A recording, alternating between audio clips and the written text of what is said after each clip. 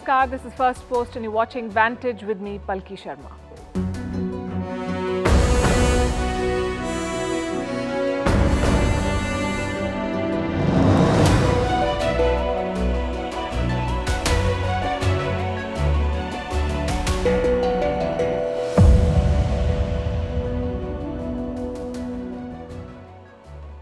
India is all set for a moon landing. In less than 24 hours from now, the Chandrayaan-3 should land on the south pole of the moon.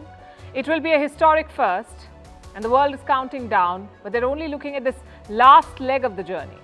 Tonight, we'll recap the years that have made these 24 hours possible. And we'll tell you why, if accomplished, this landing will be a game changer. Meanwhile, in South Africa, BRICS leaders have landed for a summit. No game changer is expected there. Too many divisions plague the group.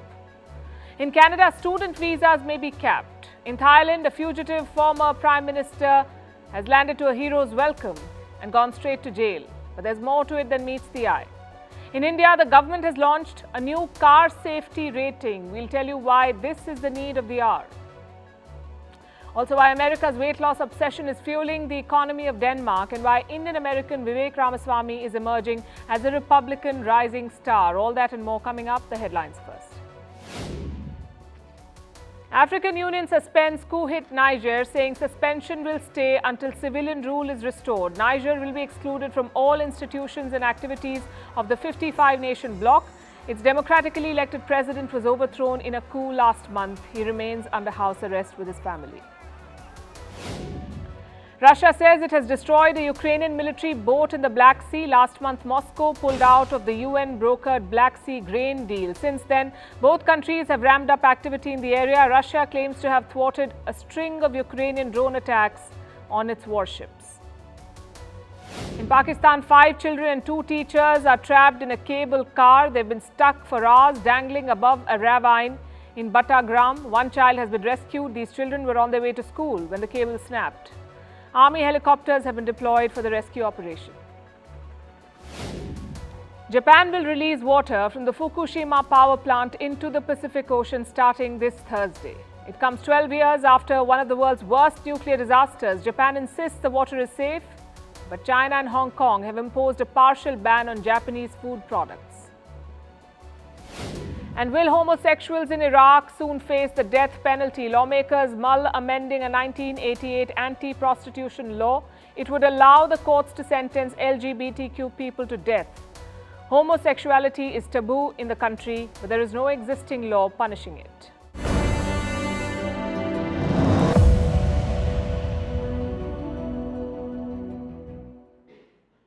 The countdown has begun. India's moon mission is in its final stages. The Indian spacecraft Chandrayaan-3 is very close to the moon. It is already sending pictures. Take a look at this.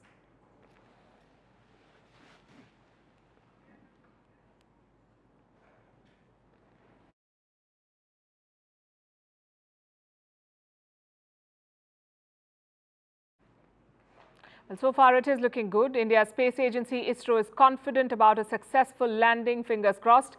The name of the mission is Chandrayaan-3. In Hindi, Chandrayaan means moon craft. Now, this mission is largely a do-over. Almost 4 years back, India had tried to land a spacecraft. That mission too was called Chandrayaan. It was called Chandrayaan-2. It ended in failure. The spacecraft crashed on the moon. So how is the Chandrayaan-3 doing? It was launched almost a month back. No glitches so far. The mission is going as per schedule. We'll cover the landing live on Firstpost tomorrow around 6 p.m. IST, so make sure you don't miss it. Tonight, we'll tell you about the mission. Why is it significant? And how it could propel India's space program to the top. First things first, why is India doing this? What's at stake here? For starters, some serious bragging rights. If Chandrayaan-3 is successful, India will be the first country to land a craft on the moon's south pole. No country has ever done it. Yes, there have been other moon landings. The US, the former Soviet Union and China, they've all been to the moon.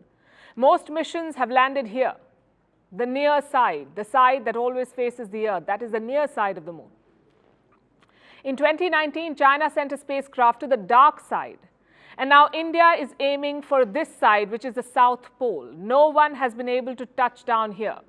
Russia tried to beat India to it, but they failed. The Russian spacecraft Luna 25 crashed on Sunday, so now India gets a clear shot at this landing. Let's also look at the journey so far. On the 14th of July 2023, the Chandrayaan-3 took off with a spacecraft. The Chandrayaan has two parts, a lander called Vikram and a rover called Pragyan. The rover is housed inside the lander. Upon landing, the rover will detach and conduct experiments on the moon. Now, the lander Vikram is named after Vikram Sarabhai, the father of India's space program. And right now, it's the Vikram lander that is preparing to land on the moon. The lander that crashed in 2019 was also called Vikram. So how is this one different? Well, the design is largely the same, but it's an improvement on the old one. Indian scientists took some lessons from the 2019 crash and they've tried to build a better machine. In fact, in 2019, India was very close to a successful landing. The Vikram lander got almost everything right, but when it came 1.3 miles above the moon's surface, something went wrong. The lander had 5 engines. One of them did not work the way it should have worked. The engine had higher thrust, so the lander was moving at a faster pace. The spacecraft tried to correct the speed. It tried to apply the brakes. But due to software glitches, the lander could not control its speed. So there was a hard landing and it crashed. Now this time ISRO has tried to fix the weaknesses. Vikram's landing legs are now stronger. It is carrying more propellant. There are additional solar cells for more power and better sensors to measure altitude. They've also changed the software. This will allow the lander to turn faster if needed. And what will it do once it lands? The rover Pragyan will come out. Then this rover will conduct a series of experiments. They'll happen over a period of 2 weeks, and this is uncharted territory. The south pole of the moon is a mystery. It is believed that this region has frozen water. India's mission could confirm that. And if successful, it could be a game-changing discovery. It throws open many possibilities, like enabling human settlements on the moon. The water bodies could also be a reservoir for fuel, for oxygen, for drinking water. Like I said, many possibilities here. It all hinges on the success of this mission. You'll have to wait until tomorrow to see how it goes, but either way, it is a win, we say. It is a win because just by launching, ISRO has pulled off the impossible. And I say this because this operation, like most of their operations, were conducted on a shoestring budget. Look at the numbers from 2022. America's NASA has the biggest budget, almost $62 billion. India spent close to $12 billion, Japan close to $5 billion, and in fact, China spent close to $12 billion, Japan $5 billion. And where does India stand? Right at the bottom, with a budget of less than $2 billion. In fact, the tales of ISRO's cost efficiency are well known. India's space missions are cheaper than Hollywood films. I'm sure you know that. The most famous example is Mangalyaan, the world's cheapest Mars mission. In 2014, India sent the Mangalyaan at a cost of $73 million. This was less than the budget of the movie Gravity. The film cost $100 million. India's Mars mission, $73 million. And that has become the USP of India's space program. It's value for money. And yet they keep setting bigger, more ambitious targets for themselves. The Chandrayaan-3 is the first step towards this, a bridge towards future missions. In a statement, ISRO has said that Chandrayaan-3 has an objective of developing and demonstrating new technologies required for interplanetary missions. Their next project is Gaganyaan, India's first mission to take astronauts to space. It was supposed to lift off in 2022, but after the failure of Chandrayaan-2, it had to be delayed, so Gaganyaan could now launch in 2025. ISRO is also planning a joint mission with JAXA, that's Japan's space agency. Again, this is a lunar mission. It will explore the poles of the moon. India is increasing its collaboration with the Americans too. NASA and ISRO want to do a mission together. It's planned for 2024 at the International Space Station. And recently, India joined the Artemis Accords too. This is a US-led international partnership. 26 countries have signed up so far. The program is closely linked to America's own space priorities. NASA plans to launch an Artemis mission. It will send astronauts back to the moon, and this time they will explore ways to build a space camp. What purpose will that serve, a space camp? It can become a future base, a base for humans to conduct space launches from the moon.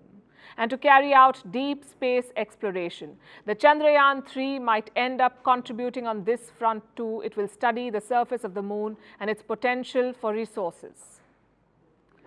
In fact, the Chandrayaan-3 might change the way we look at the moon. The big day is tomorrow.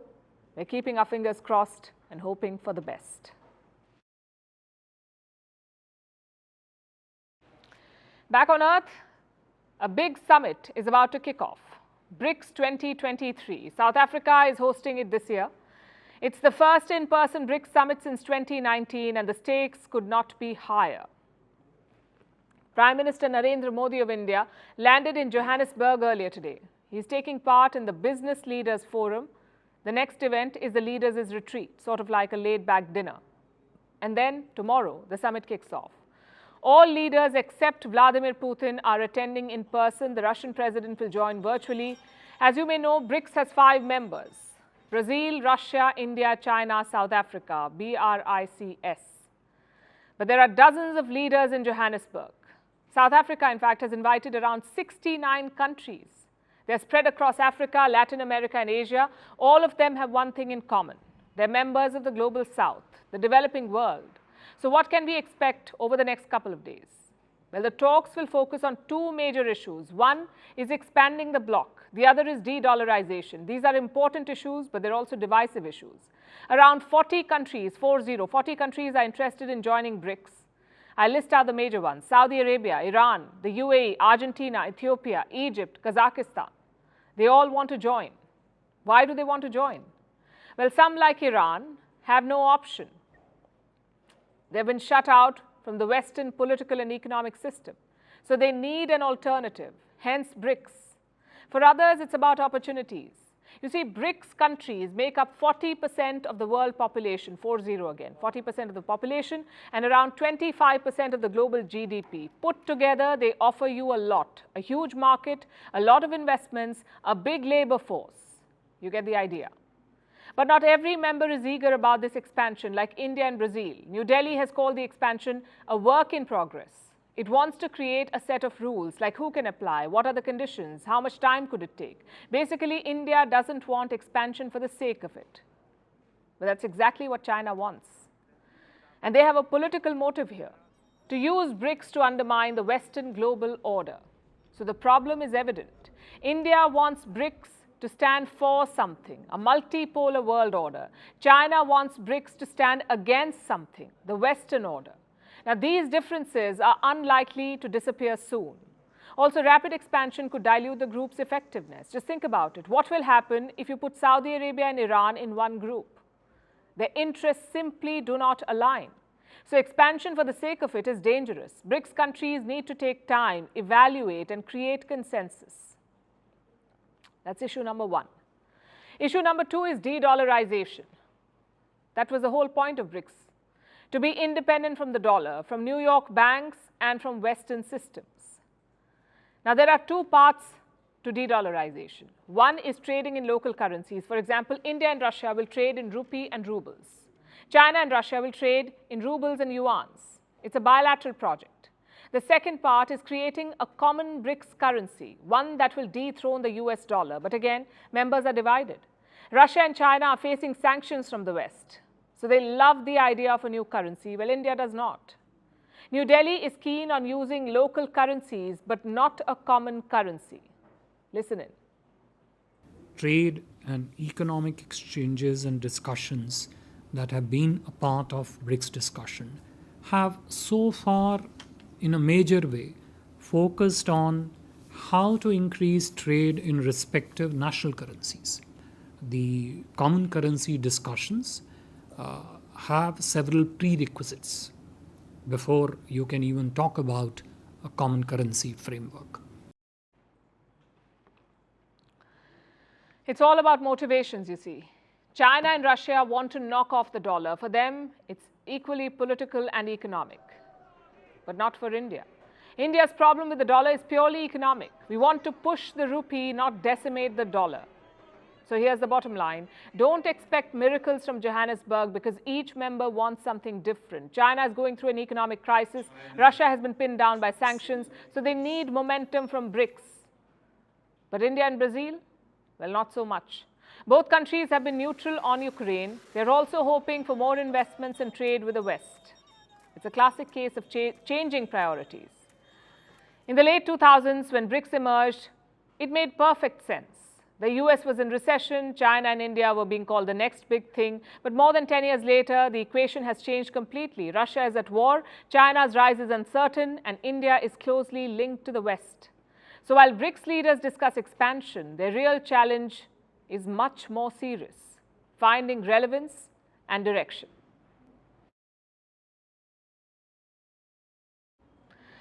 Now, West Asia could use that too. Not relevance, but certainly direction. The region is on the cusp of a major diplomatic deal, a deal between Saudi Arabia and Israel. Reports say the United States is mediating. If signed, it would be the deal of the century. Some background first. Saudi Arabia does not recognize Israel. They accuse Israel of occupying land that belongs to Palestine. In fact, most Muslim nations hold the same view and the same policy. But in the last few years, things have changed. 4 Muslim countries recognized Israel in the year 2020: the UAE, Bahrain, Morocco, and the Sudan. The question is, could Saudi Arabia be next? Joe Biden is clearly pushing for it. Such a deal could cement his legacy in foreign policy. It would also allay fears of China's rising influence in the region.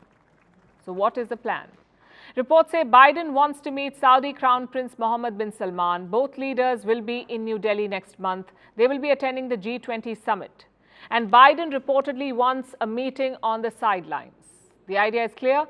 Your junior diplomats can haggle all they want to. In the end, breakthroughs and concessions will only come from the top, meaning from Joe Biden and Mohammed bin Salman. Which brings us to the all-important question: what do Israel and Saudi Arabia want? Well, more details have emerged in the last few days. The Saudi demands revolve around 3 things: security, money, and Palestine. Riyadh wants security guarantees from the US. Against whom? Their regional rival, Iran. Iranian proxies have attacked Saudi oil fields and ships, so MBS wants protection.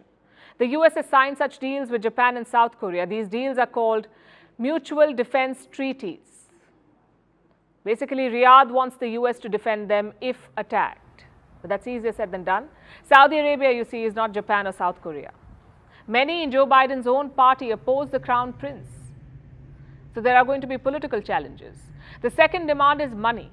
MBS knows that the oil taps will run dry at some point, if not today, then later. So he's preparing the kingdom for a future beyond oil. He needs technology for that.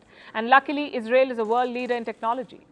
MBS also wants America's help to build nuclear power plants, again for the same reason. If there is no oil, how will Saudi Arabia make electricity? MBS thinks the answer is nuclear power, and that's what they want. Demand number 3 is about Palestine. Saudi Arabia will be hoping for some concessions there, maybe more trade and investments for Palestine, or maybe a freeze on new settlements, something they can hold up to the Muslim world. So that's the Saudi wish list. Now to Israel. What do they want from this deal? What do the Israelis want? Well, the symbolism alone will be huge. Saudi Arabia is the cradle of Islam. It is the de facto leader of the Arab and Muslim world. If Saudi Arabia recognizes Israel, others could soon follow. So that's one win. Secondly, more security. Israel has fought 7 wars in as many decades, 7 wars in 7 decades, all of them with Arab powers. So security is paramount for them. I know this sounds like a win-win for all sides. Biden gets a foreign policy win, Israel gets recognition, and Saudi Arabia gets security and technology. They're all winning. Well, guess who isn't winning? Palestine. The world has largely forgotten their plight, especially the Muslim world. In 1967, Arab countries met in the Sudanese capital. This was after the Arab-Israel war. They passed the Khartoum resolution. It talked about 3 no's: no recognition of Israel, no negotiations with Israel, and no peace with Israel. But look at how things have changed. Forget peace and recognition. Arab countries are now partners with Israel. How did that happen? Well, Palestine used to be an emotional issue for the Arab world. It was not a geopolitical issue. It was an emotional issue. It was an issue of brotherhood. But that's not the case anymore. Around 60% of the Arab population is below 25 years of age. They're too young to know the history, perhaps, of the wars, of the Nakba, or the occupation. They may have read about Palestinian suffering, but they don't feel as strongly about it. And even if they do, expressing isn't really an option. Most of them live under autocratic regimes. Activism, even for Palestine, is not encouraged. But suppose you want to make a difference. Suppose you want to help Palestine. Who would you talk to? The leadership is split between the Palestinian Authority and the Hamas. Quick note, the Palestinian Authority is based in the West Bank, the Hamas rules over Gaza. They're radical and violent, a bit like diplomatic kryptonite. And the Palestinian Authority? Well, they're outdated. Their last elections were in the year 2006. Their president is Mahmoud Abbas. He's 87 years old. He's been president since 2005, so this is not exactly vibrant leadership. The truth is, the world has moved on and left Palestine behind. That is a sad reality.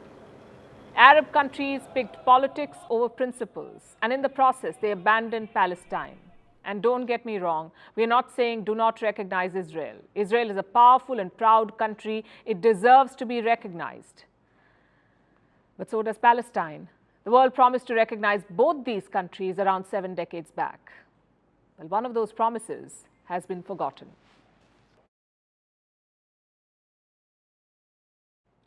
I have a quick question for you. Which 3 things do you associate with Canada? I'm no mind reader, but there's a good chance you thought of maple syrup, ice hockey, and education. Our next story is about that last bit, education. Have you ever considered an education abroad? If you don't already live in Canada, there's a good chance it was on your list. It's one of the top destinations for international students worldwide. And fun fact, it's the most popular among Indian students. The country had more than 800,000 foreign students with active visas last year, 8 lakh students last year. The number has almost tripled in the last decade. Sounds like a good thing, right? Well, apparently it isn't. The huge inflow of students is putting pressure on their housing market. Prices are skyrocketing, and now Canada is considering a cap on student visas. Here's a report. This may sound odd, but our next story is about an even number, 800,000. That's how many students sought education outside their home countries in 1975. By 2013, this number had grown more than 4-fold. For the first time, 100,000 international students were studying in Canada, and the maple-loving nation saw this as a sweet victory. But it wasn't enough. Canada saw how lucrative this market was. It wanted to become the hub of international education. It wanted to double its number of international students by 2022 to 200,000. Cut to last year, when Canada didn't just do that, it achieved the much higher even number we talked about. While in 1975, the world had 800,000 international students, in 2022, that's how many foreign students had active visas in just Canada. The country did what it set out to. It has the 3rd highest number of international students worldwide, after the US and UK. Last year, it welcomed students from 184 countries, setting a record. A majority of the foreign students in Canada came from India, over 200,000 of them. After all, Canada is the top destination for foreign education among Indians, and Canada has benefited from all of this. Foreign students contribute over $15 billion to its economy annually. A lucrative market indeed. Everything sounds good, right? But the reality isn't that sweet. You must have heard the famous adage, be careful what you wish for. It kind of applies to Canada, thanks to a bit of spillover. Now, Canada has so many students, it's creating pressure on the housing market. The cost of housing is rising, and the timing is bad. Elections are looming. They must be held by October 2025. And until then, Prime Minister Justin Trudeau needs to get his act right. He is under fire for mismanagement of the economy and for making housing unaffordable for many. The Canadian government needs to act quickly, so it has proposed a solution. And it's bad news for prospective students. Canada wants to curb the pressure on housing by capping foreign student visas. The government has blamed the sharp rise in the number of students and, as a solution, is considering limiting them. The decision hasn't been made yet, but it's certainly a front-runner. This will be a big dampener for students who have set their eyes on Canada. The country has long been a good option for education. It comes with easy-to-get work permits and good immigration opportunities. If the decision is taken, all this could change. Experts say this step may not be necessary. They have some other ideas to curb the housing prices, like changes in taxation on construction or sale of rental projects. The Canadian government is currently looking at all its options, but chances are the cap will be executed. Because what is the point of bringing in a record number of students if they don't have a place to live?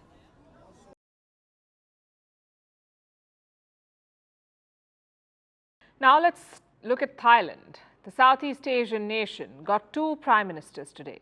One was elected by the parliament. After months of stalling, they had an election in the month of May, but a big number of their parliamentarians are appointed by the army, and these members stalled the selection of a prime minister. Today it finally happened. But this is not the prime minister the country is focusing on. Today an old face returned to Bangkok, their former prime minister Thaksin Shinawatra. He's back after 15 long years. He was in a self-imposed exile, and he has ended it. Shinawatra boarded a private jet in Singapore and landed in Bangkok, and within hours surrendered himself to Thailand's Supreme Court. We'll get to why in a bit, but first let's look at his return and the reception that he got. His supporters were ecstatic. Red shirts lined Bangkok streets. That's the color of Shinawatra's party, the Pheu Thai party. People were waving and cheering and chanting his name.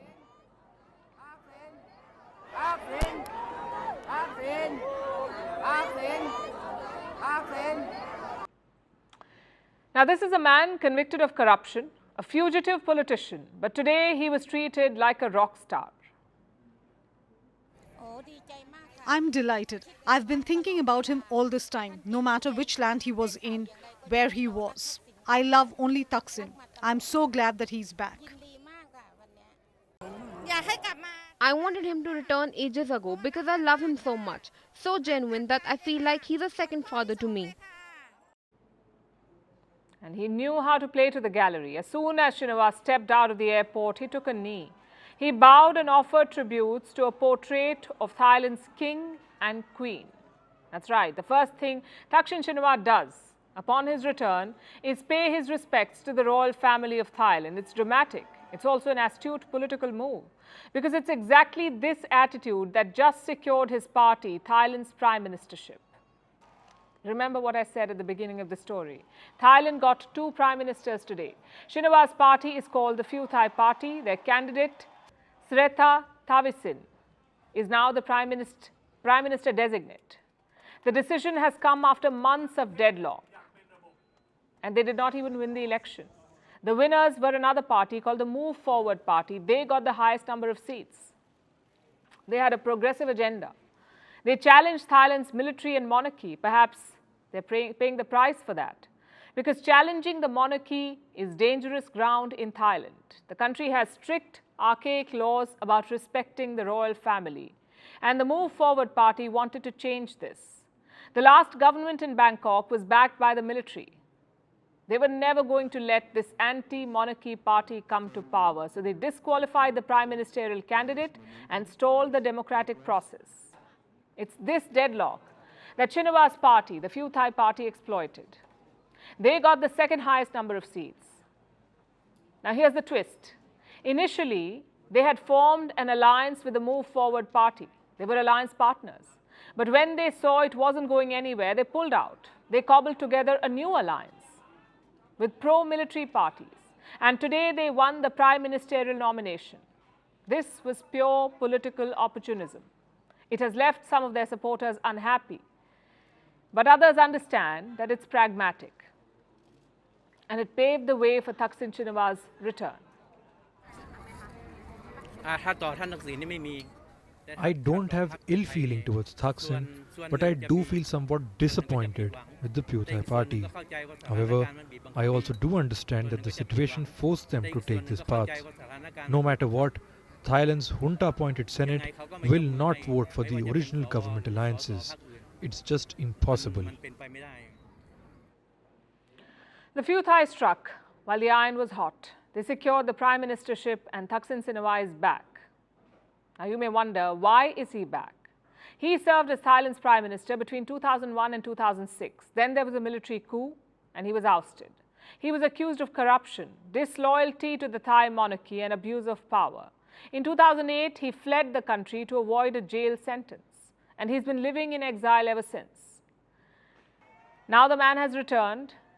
From the airport, he went straight to Thailand's Supreme Court, and there he was sentenced to 8 years in prison. This on a day when his party's candidate is chosen as the next prime minister. All of this sounds suspicious, and that's because it is. There have been rumors about a deal between his party and the military.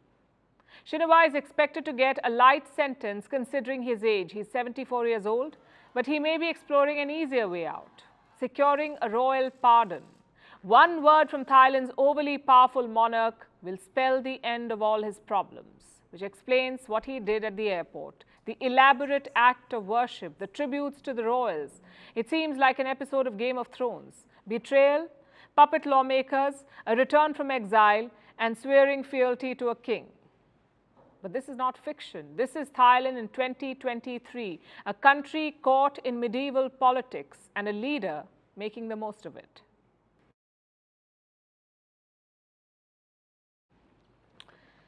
What do you think about before buying a car?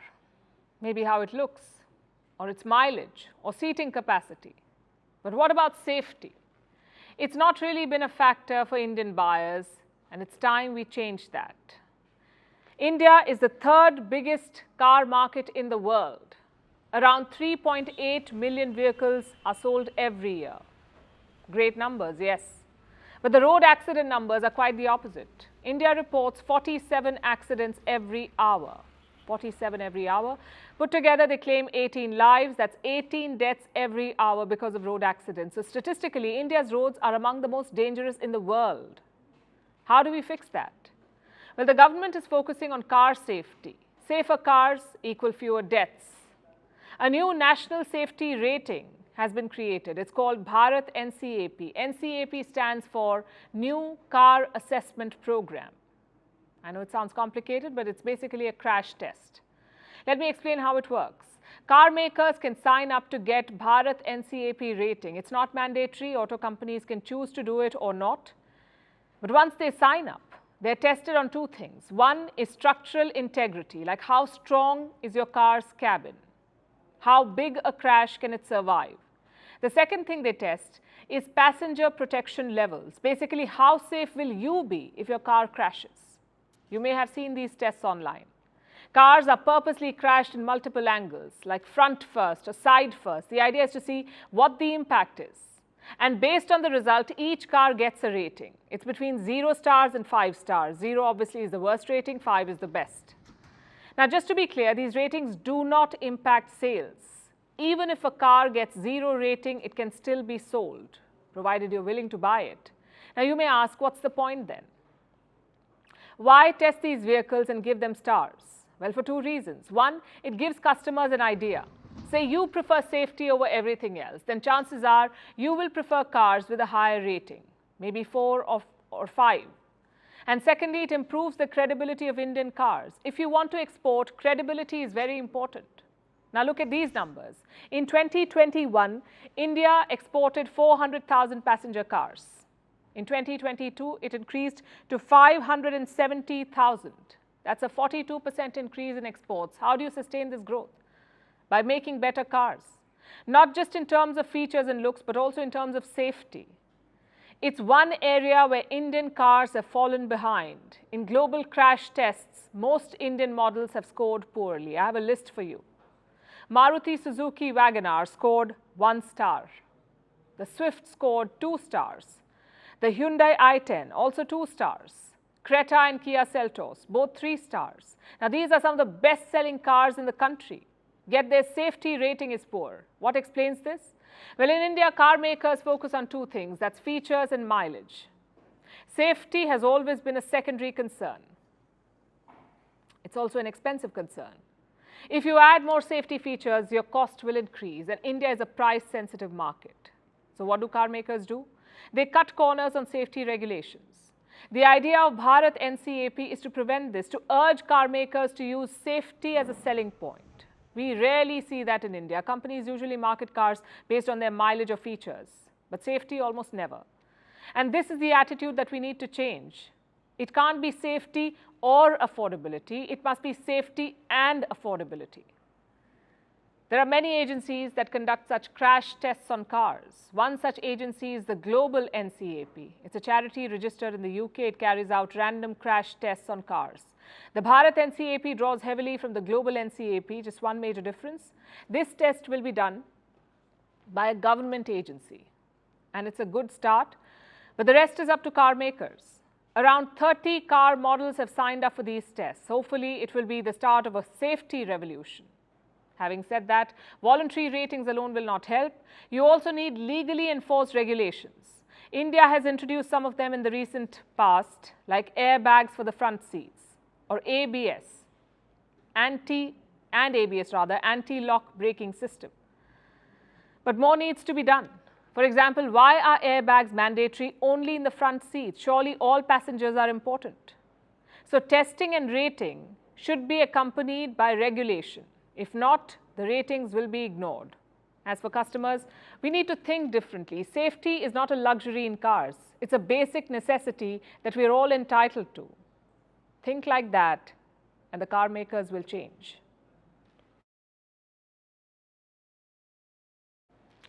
Well, safety is everything, whether you're buying a car or taking a medicine. But in America, some drugs have turned into an obsession, so much so that they're altering the economy of Denmark. Sounds complicated. Let me explain. How are drugs in America altering the economy of Denmark? The drugs we're talking about are called Ozempic and Wegovy. Now, they're used to treat diabetes, but Americans are taking them to lose weight. There's a big surge in demand, and it's benefiting just one company, Novo Nordisk. This is the company, it makes both the drugs, Ozempic and Wegovy. Novo Nordisk is a Danish company. It was already Denmark's largest, but now this company has become bigger than Denmark's economy. Novo Nordisk is valued at $413 billion.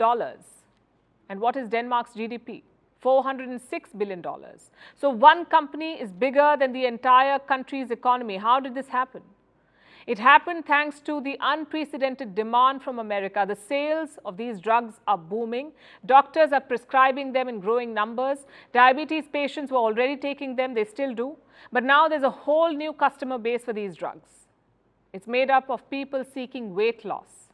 A study claimed that these drugs can help in weight loss, and a new market opened. People started lining up for these diabetes drugs, and this led to serious shortages. In many places, the medicines were out of stock. Diabetes patients who needed the drugs were unable to get them, and this led to panic. It was good for the business, though. Projections say the demand will remain high for the foreseeable future, and this will push up the profit margins. Novo Nordisk expects profits to grow by 37% this year. In the first 6 months, the company raked in $7 billion in pure profit, and even Denmark is benefiting from all of this. The company is bringing more dollars to Denmark. It sells the drug to America. It earns payments in dollars. These dollars then come to Denmark. The company converts them into local currency. It's called the Danish kroner. And thanks to this trade, its value has improved dramatically. The dollar inflow became so high that the Danish bank had to step in. It has lowered interest rates just to stabilize the currency. And this has had a trickle-down effect on other banks. It's a good time to borrow in Denmark. The central bank is keeping interest rates low, which means cheaper home and car loans. And remember, all of this is happening thanks to one company and two drugs. Novo Nordisk has fueled growth, economic growth, improved Denmark's foreign reserves, and caused the lowering of interest rates. And there will be more ripple effects, like the creation of new jobs. Denmark, like I said, is benefiting from all of this, although it's not a new phenomenon for the Nordics. You may remember another such, Nokia. It was a leading phone manufacturer and synonymous with Finland. Before the smartphone era began, buying a phone meant buying a Nokia. It was there was a high demand for Nokia phones. At its peak in the year 2000, Nokia accounted for 4% of Finland's economy, more than a fifth of its exports, and 70% of Finland's stock exchange. Nokia played a big role in Finland's growth. From 1995 to 2007, Finland's GDP rose by 55%, all because of Nokia's dominance in phones. So Finland rode the success of Nokia for over a decade, but the launch of the iPhone changed everything. iPhones, took over the market in the 2010s. They ushered the smartphone era. Nokia failed to catch up. It did not innovate. Today, all phones feature the touchscreen that Apple pioneered. And Nokia barely has any presence in this market. So how did Nokia's fall impact Finland? Nokia's decline coincided with Finland's stagnation. From 4%, the company's share in Finland's GDP fell to 0.4%, from 4 to 0.4. There were job cuts. Finland's per capita income declined. That's what happens when one company becomes bigger than an entire country. It's a double-edged sword. When they thrive, economic growth skyrockets. But when they fall, the consequences strike you with even greater force. But for now, things are looking up for Denmark. Do you know how many Americans are eligible to take the diabetes drug for weight loss? Almost 100 million. These jabs are the latest health trend. Their health benefits are a subject of debate, but their economic benefits for Denmark are not.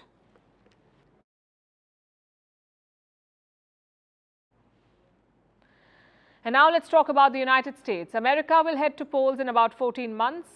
It could easily be a 2020 repeat. The obvious choices are Joe Biden and Donald Trump. The Democrats are betting on Biden. He's currently the president, so he has an advantage. The Republicans, of course, are rallying behind Donald Trump. He may be facing indictments, but that hasn't hampered his chances. However, there is a new rising star in the Republican bloc. This man, his name is Vivek Ramaswamy. He's an Indian American, he's a billionaire, and now he's the second GOP favorite after Donald Trump. So who exactly is Vivek Ramaswamy? And how did he become so popular? Let's answer the first question. Ramaswamy is an Indian origin American entrepreneur. His parents immigrated to the US from Kerala. Ramaswamy was born in Cincinnati, that's in the state of Ohio. Like most Republican favorites, he has elite credentials. He graduated top of his class. He then went to Harvard and finally attended the Yale Law School. After that, he worked at a hedge fund. The real rise came in the year 2014. That's when he founded a pharmaceutical company called Vantage. It helped him become a billionaire.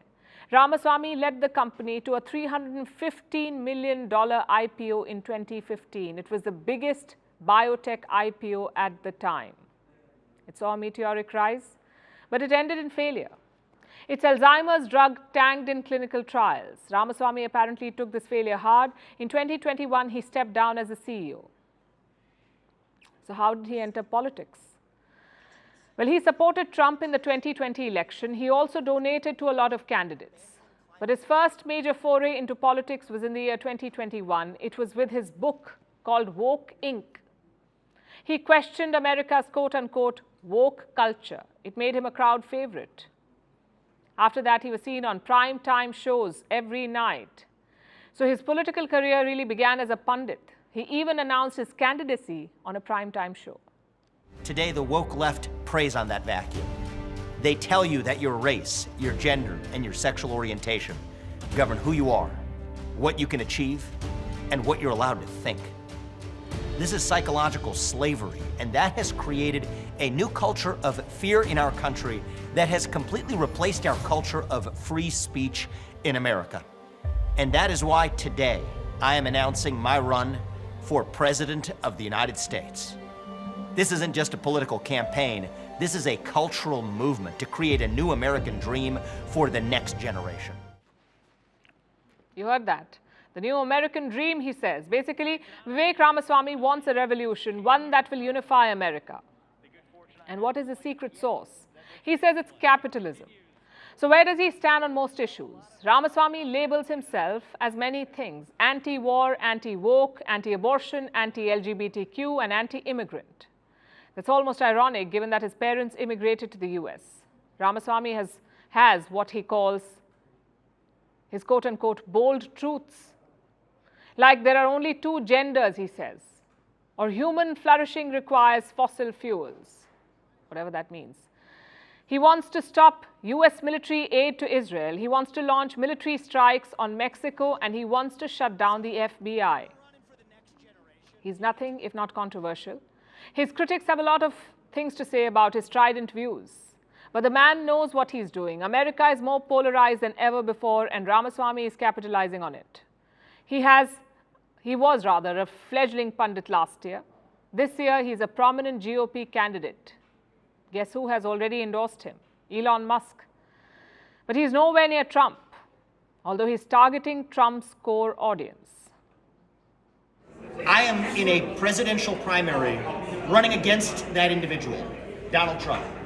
But what I'm about to say has nothing to do with Donald Trump and everything to do with the integrity of an election and the integrity of a self-governing democracy. So I don't care whether you root for Trump or whether you don't.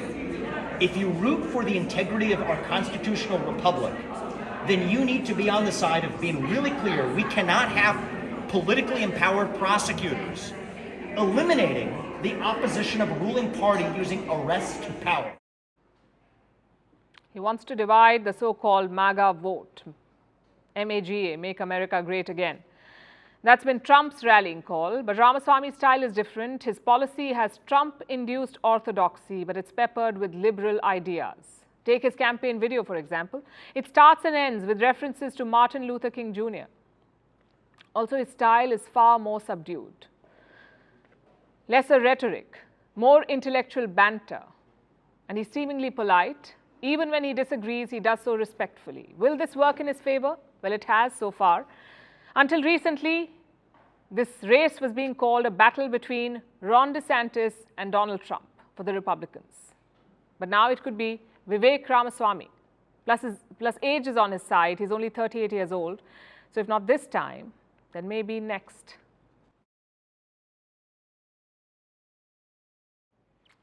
Norwegian chess player Magnus Carlsen became a grandmaster in the year 2004. 16 months later, R Praganananda was born in India. Today, the world watched with bated breath as the two battled to win their first FIDE World Cup title in Baku. The 18-year-old boy wonder against the 32-year-old world number one. Both players agreed to a draw today, leaving two more nail-biting rounds. But to most people, it's not about who wins, really. Praganananda has already made history. In his run to the final, he beat both world number 2 and 3 and assured his place in the 2024 Candidates Tournament. So who is this chess powerhouse and what is his story? Our next report tells you. This is Nagalakshmi, mother of Indian Grandmaster R Praganananda, the 18-year-old from the chess-crazy southern state of Tamil Nadu. Nagalakshmi always accompanies him to international tournaments, quietly standing in the background, as he made headlines across the world. But recently, Nagalakshmi is the one who went viral. She was seen with tears of joy rolling down her face, and for good reason. Her son had just created history. In a sudden death, he defeated Arjun Erigesi and entered the semi-finals of the FIDE World Cup in Baku. He's only the second Indian to ever do so. The first was Vishwanathan Anand 21 years ago. But Praganananda isn't new to making history. Fondly known as Prag, growing up he was called one for the future, the OG child prodigy. He began playing the game at the age of 3 and grew up in the shadow of his sister, who was a local chess champion. His entire family was dedicated to helping him become a world champion. By the age of 7, Prag had become a FIDE master.